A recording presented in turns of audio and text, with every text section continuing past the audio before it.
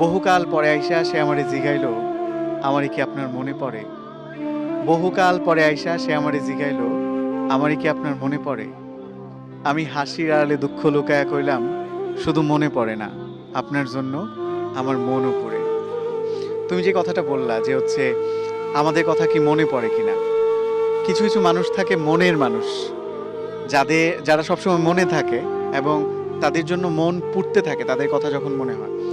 তো যার জন্য মন পুড়ে সে এসে জিজ্ঞেস করে যে আমারই কি আপনার মনে পড়ে? ব্যাপারটা এমন হয়ে গেল আরকি।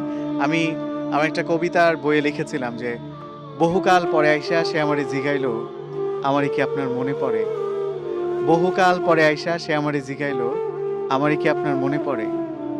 আমি হাসির আড়ালে দুঃখ লুকায়া কইলাম, শুধু মনে পড়ে না, আপনার জন্য আমার মনও পড়ে।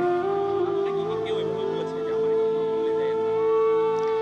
আমাকে বলে নাই, কিন্তু আমি অসংখ্য মানুষকে বলেছি।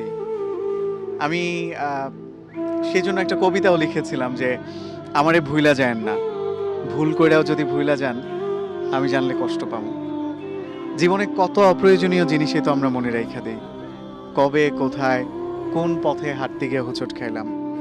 অদেখা তারকাটায় লাইগা শখের জামাটা ছিঁড়া গেল।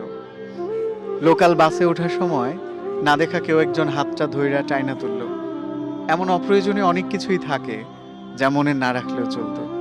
তবু আমাদের মনে থাকে, আমরা মনে রাখি। আপনি আমারে ভুইলা যায়েন না, মনের এক কোণায় রাইখা দিয়েন। ফুল হয়ে যাওয়া ফোনের স্টোরেজের মতো যদি কখনো মনের মেমোরি পরিপূর্ণ হয়ে যায়, যদি স্টোরেজের প্রয়োজনে কোনো কিছু ডিলিট করা লাগে, আপনি অন্য কিছু ডিলিট করেন। তবুও আমারে থাকতে দিয়েন মনে।